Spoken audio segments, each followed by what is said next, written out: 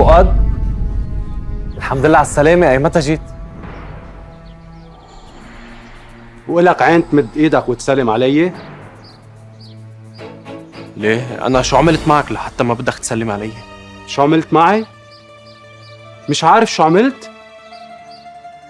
لا مش عارف. وإذا كنت عم تقصد حادثة المجوهرات، أختك شاهدة على كل يلي صار، لأنه صار قدامها. ما تجيب سيرة أختي وما تدخلنا بنصبك واحتيالك. ويلي عملته مع أختي ما تفكر رح يمرق على خير. شو عملت مع أختك؟ شو عملت مع أختي؟ خبرتنا ميمي كل شي عن حكي الحب والزواج وبدك تقابل بابا. عم تلعب على بنت بريئة وعلى نياتها. يا عيب الشوم عليك، اعتبرتك صديق وثقت فيك. عم تستغل اختي من ورا ظهري. فؤاد، ما تفهمني غلط، ما كان قصدي. خلص كوت، ما بدي اسمع منك ولا كلمة، ولا بدي حرامي مثلك يقول انه بيعرفني. زيح من وجهي.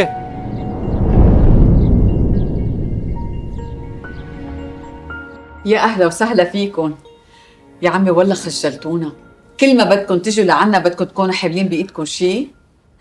ولو ما في شي من قيمتك، يلي بيسمعك بقول مدري شو جايبين، كلهم شوية قريشة وشوية عسل، جايبينهم مخصوص لابنك.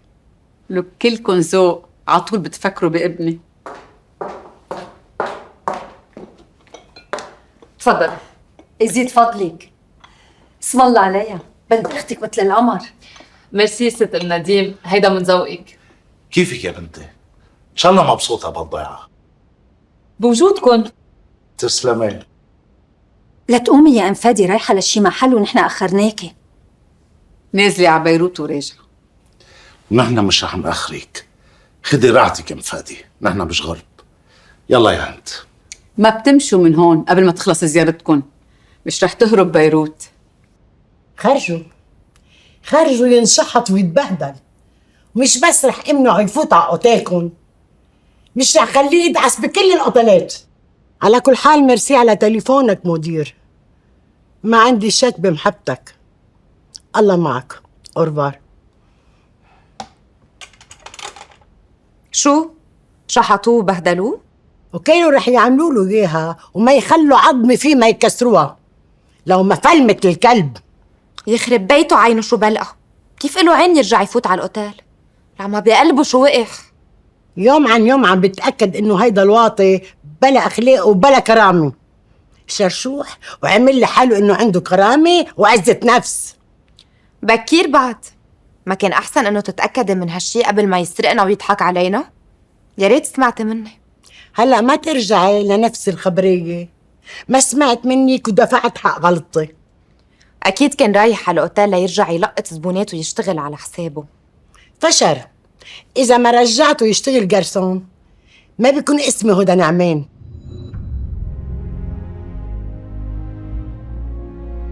وينه المحروس من غير شر؟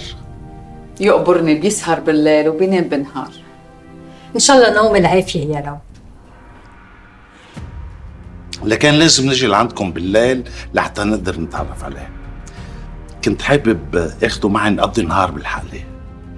الله كريم، الأيام جاية. اسأليه إذا طالع عباله ياكل شي أكلة، لا أطبخ له إياها وياكل من إيدين خالته أم نديم. بعدنا أصلاً عزبك بالطبخ يا هند. ولو يا أم فادي، في غير الخبز والملح بيقربوا الناس لبعضها. والله نحن حسبين ابنك ولو عن غير معرفة مثله مثل نديم. ونحن من دون ما نتعرف على نديم حسينه مثل ابننا. القلوب شواهد. سامع صوت ناس بحبهم من دون ما أعرفهم، صار لازم أتعرف عليهم.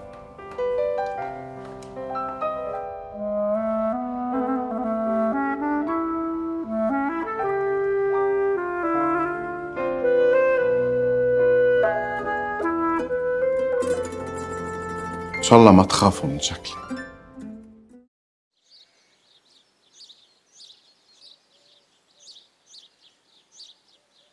من دون تخطيط ومجرد سؤال عن ماضيه، خلوه وحده يخبرني عن سهى، البنت يلي بيا شريك شبلي، وخبرني عن اللي يلاقى بيناتهم.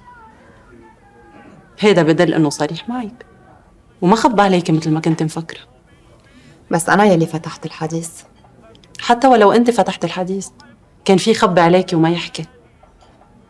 لازم تقدري صراحته ويكون لها معنى كبير عندك. ليه هالقد عم بتحملي الموضوع معاني؟ لأنه بحبك نالي ومش هيني يوقف بوجه أهله.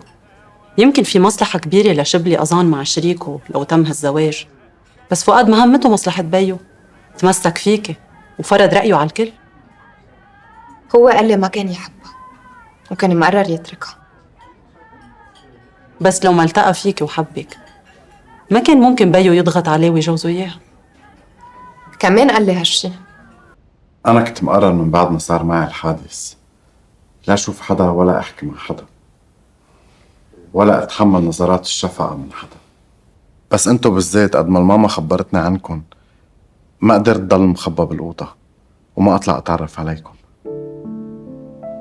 شوف يا أستاذ فادي، الحياة مش عطول حلوة ومش عطول مرة، وأوقات المر يلي تحت لساننا بيخلينا نعطي لغيرنا كل حلاوة الكلام لحتى نغطي مأساتنا. صدقني يا فادي، أنا وعم بطلع بعيونك شفت مأساة ابني فيهم، وأنا وعم بطلع بوجهك شفت جمال روحك وما عاد شفت شي تاني.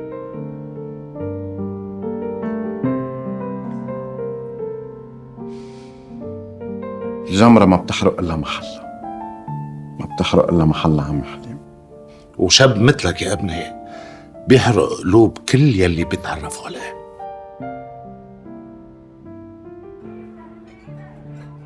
خايفة لارا كتير، خايفة يكبر المشكل بين فؤاد وبيو وتتعرق القصة. شو بدي أعمل أنا بهالحالة؟ رح كون صريحة معك، إذا ما عم تحسي بعوارض حبل بتضل أهون عليك. على القليلة بضل فيك تنطري لترجع تتصلح الأمور بين فؤاد وشبلي. حلني حس بهالعوارض وعلى القليلة لا يمرق شهر. على كل حال ما تفكري بهالموضوع هلأ، وبكل الأحوال فؤاد ما رح يتخلى عنك. شو بدي أقول للماما يلي ناطرة أهله لفؤاد يطلبوني بأسرع وقت؟ بتضلكن تلاقوا سبب أنت وفؤاد حتى تبرروا التأخير. ما في سبب رح يقنعه. لكن ما في قدامكن إلا تخبروها الحقيقة مثل ما هي.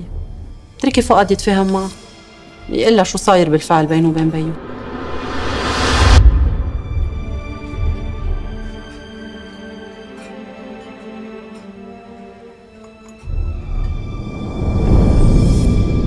شو جايبن هودي هلا؟ اهلا وسهلا. اهلا ريم. بدي صار كيفك؟ تمام؟ الحمد لله. الله ما تطلعي فيهم ولا تعطيهم أهمية. يا زلمة بس تشوف لارا مدري شو بيحكمك خلاص فلي بحاج تفكر فيها. مش بس عم فكر فيها، عم فكر كمان بفؤاد. كيف حكي معي بهالطريقة وكيف عاملني بهالقلة الاحترام وأنا سكت له. انت ما سكت له، سكت لأخته. ما بدك تكسر الجرة مع شبلي أظن. ما هو ما قل الاحترام معي إلا لما أنا سألته عن أخته. ليه؟ خبرته شو صار بيناتكم؟ خبرته عن الحب والزواج وقالت له قد ايه أنا حابب أتعرف عليها. منيح ما خبرته عن نشاطك الإنساني معها. كارثة. ليه هو عارف قد ايه أخته نشيطة.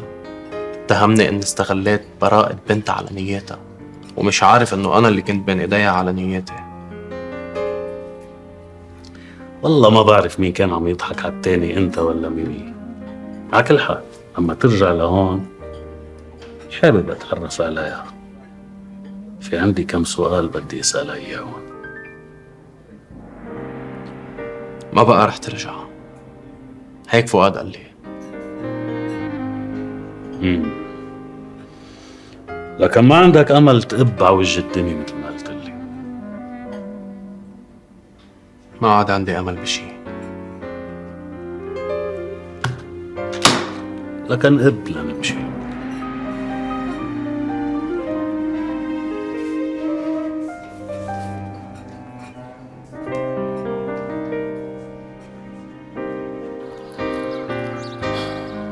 مش عم بيروح من بالي هذا فادي ابن لست ندى.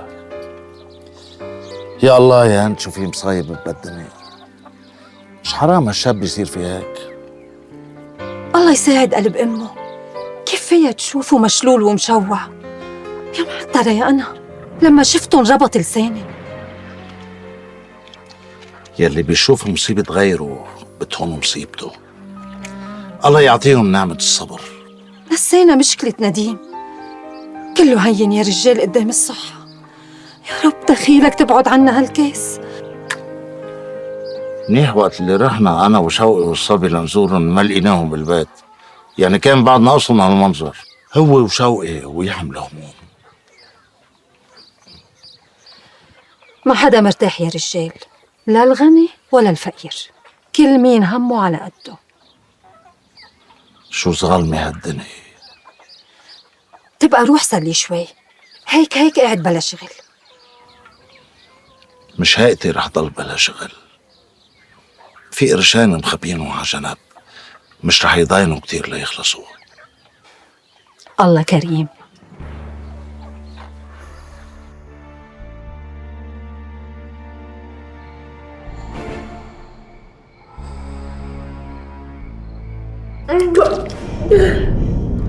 شو هيك يا ماما حتى مضرورة بهالشكل؟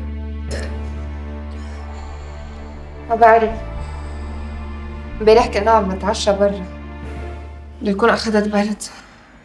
عجقتي بالأكل وأنت معدتك حساسة وانضريتي. إذا حاسة حالك متضايقة رح أطلب لك حكي. لا خلص ماما، هلأ شوي وبرتاح. تفضلي ماما، خدي حبتين أسبرو بترتاحي. يلا.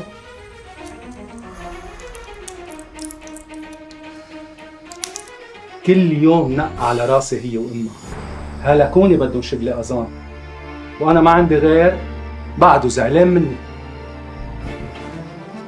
حاول تقنع نيلي تطلع معك خطيفة.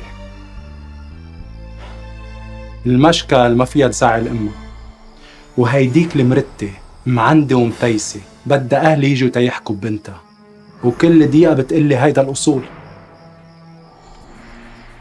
ونحن من وين بدنا نجيب لك أهل؟ كيف فينا نخترع شبلي أظام؟ تذكرة مزورة عملنا لك، بس كيف فينا نزور شخص مثل شبلي؟ اخترعوا لي سبب تاني غير قصة بنت شريكه لشبلي. مش مشكلة، منلاقي لك سبب. عم بيصير في إيز ميز بينك وبينها، والله مقضينا أكل حسابنا. إيزميز صارت مرة وما بقى رح تصير، كلهم ورا شبلي أذان وسيرته، ولك الله يلعنه ويلعن سيرته. خلص روق وحاجة تنق على راسي. نزال صار وشراب كيس واترك الباقي علي. معلم بدك تدعمني لأنه الجيبة فاضية، وبوعدك بس اتجوزها ما بعود اطلب منك قرش. شو نني؟ ارتحتي ماما ولا بعد؟ بس تفرغت ارتحت الحمد لله. لله. لكن اخذي برد، تغطي منيح حبيبتي، وهلا على السخن والاسبرو بيمشي الحال، بتوقعي على بكره ما بكي شي. ما تشغلي بالك ماما، من هلا صرت احسن ان شاء الله حبيبتي ان شاء الله. شو الليله مش جاي فؤاد؟ لا مش جاي، حاطط براسه يحكي مع بيو، ولو كان مسافر على آخر الأرض له جمعتين بدق لأمه وقتل له إنه بعده مسافر. يعني عن قبل مصاري شو بتكبر ناس، شو بتذل ناس.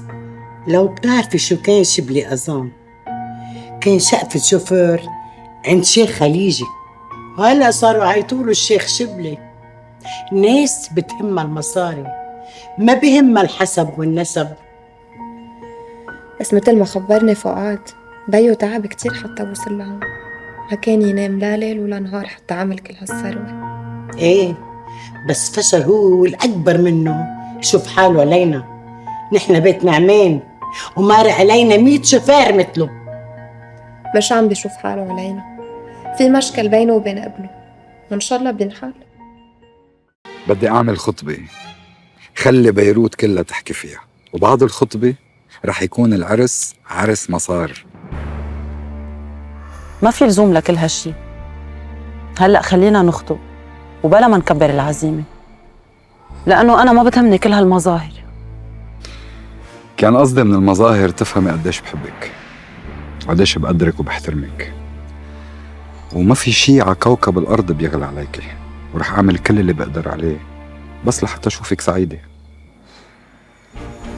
أنا سعيدة لأنك معنا، والباقي كله تفاصيل. كم شخص عزيزين علينا بكفوا. مثل ما بتريدي حياتي، بس إذا جيتي لرأيي بلا الخطبة ومنبلش من هلأ نحضر للعرس. مع أني معقدة من فكرة الخطبة، بس بلاقيها كتير ضرورية، مش بس لنتأكد من أحاسيسنا تجاه بعضنا، كمان لنعرف إذا رح نتفق تحت سقف واحد. معك حق، بس الأكيد إنه سعادتك هي مهمتي بالأيام الجاية، وبالنسبة لإلي الخطبة هي فسحة فرح وانطلاق وتجديد الوعد بالحب. وجهة نظر بوافق عليها.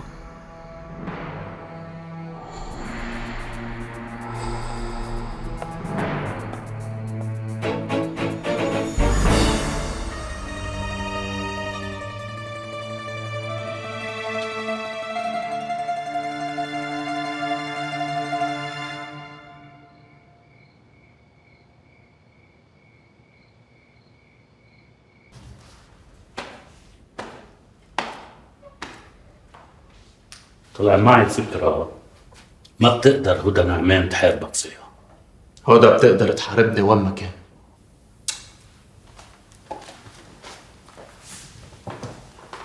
إلا بالمطار.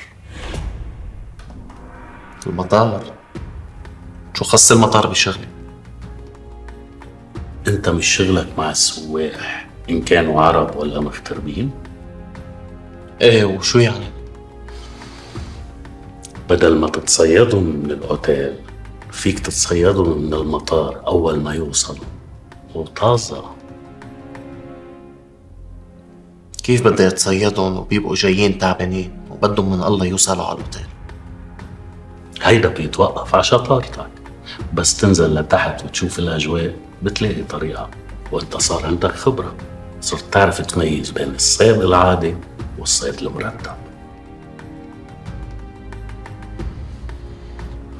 مجرب، ما عندي غير حل. اتكل على الله، لأنه هيدا الحل. لارا، أنا صريح معك، بتمنى أنت كمان تكوني صريحة. حاسك مش محمسة كتير للخطبة، في شي مش عاجبك؟ لا، الموضوع مش موضوع عجبني أو مش عجبني.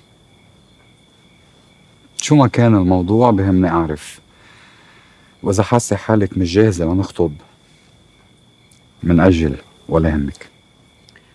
الحكي بالخطبة والتحضيرات خلوني أرجع أتذكر باسم، لأنه كنت عايشة كل هالفترة بأحلامها وفرحها وتفاصيلها، ومش قادرة أرجع لنفس الحماس. بدي الأشياء تمرق ببساطة.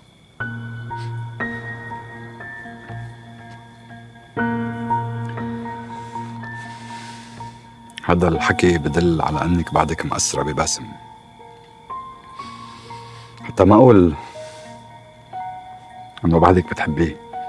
لا كمال، مش مزبوط.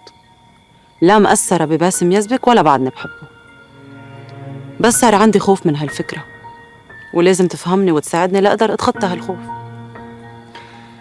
لارا، أنا معك وبفهمك وبتفهمك، واثنيناتنا سوا رح نتخطى الخوف، نتخطى الماضي، ونتخطى ذكرى إنسان ما عاد له حق ياخد من وقتنا ونحكي عنه.